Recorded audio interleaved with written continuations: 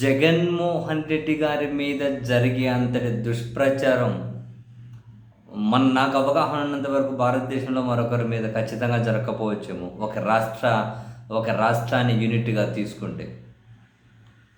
తనకు సంబంధించి ప్రతిదీ కూడా నెగెటివ్ ప్రచారం, దుష్ప్రచారం ఆల్మోస్ట్ విషం చిమ్మడమే చేస్తూ ఉంటారు.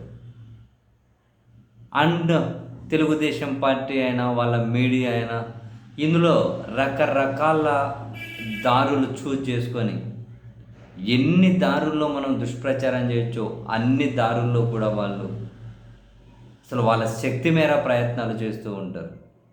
అసలు మా పని అది అనే టార్గెట్ పెట్టుకుంటారు వాళ్ళు. మా పని జగన్ మీద దుష్ప్రచారం చేయాలి. మా ఛానల్ ఉండేదందుకే, మా పార్టీ ఉండేదందుకే, లేకుంటే మా పత్రికలు ఉండేదందుకే మొత్తం ఇంతే ఉంటుంది.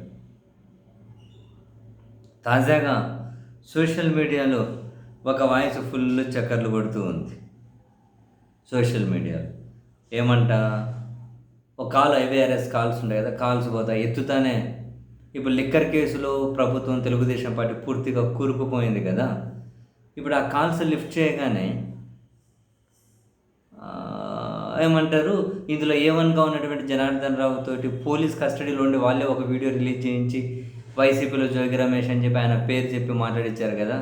వరకే ఒక దుష్ప్రచారం చేయడం కోసం. తర్వాత జోగి రమేష్ చెప్పారు, నా ఫోన్లు తీసుకో, నేను ఎక్కడైనా ప్రమాణం చేస్తాను, మీరు ప్రమాణం చేస్తారా, దేంతో విచారణ చేస్తారు, లేకుంటే ఇంకే నార్క్ అనాలిసిస్కి సిద్ధపడదామని ఆయన ఎంత చేసినా దుష్ప్రచారం చేయడం అయితే చేసేస్తారు.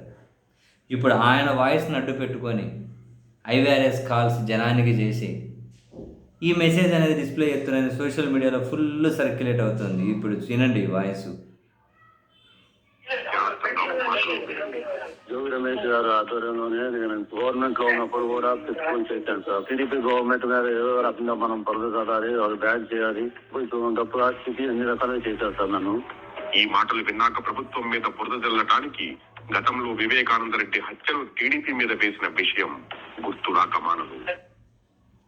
ఇది నకిలీ మద్యంలో పూర్తిగా కూరుకుపోయిన తర్వాత తెలుగుదేశం పార్టీ నుంచి ఎమ్మెల్యేగా పోటీ చేసి ఇన్ఛార్జ్గా ఉన్న వ్యక్తి, తెలుగుదేశం పార్టీ కోసం జంట హత్యలు చేసి తెలుగుదేశం పార్టీలో ఉన్నప్పుడు తర్వాత చంద్రబాబు గారు ముఖ్యమంత్రి క్షమాభిక్ష తీసుకుని అభ్యర్థి శిక్ష నుంచి బయటపడిన వ్యక్తి, మరో తెలుగుదేశం పార్టీ వ్యక్తి, వీళ్ళందరూ నకిలీ మద్యాన్ని తయారు చేస్తే దీన్ని వివేకానంద రెడ్డి గారి మర్డర్ కేసు లాగా తెలుగుదేశం పార్టీ మీద వేస్తూ ఉన్నారని చెప్పి ఐవీఆర్ఎస్ కాల్స్ ఎంత కాన్ఫిడెంట్గా చూడండి.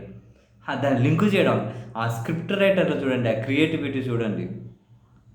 వివేకానంద రెడ్డి కేసు లాగా అంట నకిలీ మద్యం కేసు టీడీపీ మీద వేస్తున్నారంట, చేసింది వైసీపీ అంటే జనాలు ఎంత పిచ్చోళ్ళని వీళ్ళ భావన. అఫ్కోర్స్ జనాలు కూడా పిచ్చోళ్ళేండి, చాలామంది నమ్ముతూ ఉన్నారు కదా. లిక్కర్ కేసులో ఎవరు బయటపడింది, ఎవరు అది చేసింది, దీన్ని మొత్తం అంతా ఎవరు చేసింది? తెలుగుదేశం పార్టీలో ఎమ్మెల్యేగా పోటీ చేసిన వ్యక్తి, ఇన్ఛార్జిగా ఉన్న వ్యక్తి, తెలుగుదేశం పార్టీకి సంబంధించి ఎప్పుడో జెండా హత్య చేసి అవజ్జీవ కారాగార శిక్ష అనుభవిస్తూ ఉంటే చంద్రబాబు గారి సర్కార్ వాళ్ళ క్షమాభిక్ష పొంది బయటకు వచ్చి మళ్ళీ లిక్కర్ మద్యం నకిలీ మద్యం తయారు చేస్తుంది. ఇట్లాంటి చేస్తే దీన్ని మళ్ళీ వైసీపీ మీదకు పూసేసేకి ఎంత కన్వీనియంట్గా వీళ్ళు ప్రయత్నాలు చేస్తున్నారో చూడండి. జనం నమ్ముతారేముంది, జనం నమ్ముతారనే కాబట్టే కదా ఎప్పుడు వీళ్ళు తప్పుడు ప్రచారాన్ని, దుష్ప్రచారాన్ని ఎన్నుకునేది. ఏ మాటకు ఆ మాట కానీ కేవలం దుష్ప్రచారము, కేవలం ఎదుటి వాళ్ళ మీద బురద చల్లడం ద్వారా మాత్రమే రాజకీయ పార్టీలు మనం నడపచ్చు, అధికారంలో కూడా రావచ్చు అని ఆంధ్రప్రదేశ్లో చాలాసార్లు నిరూపిస్తూనే ఉన్నారు. అబ్బా గ్రేట్ అసలు.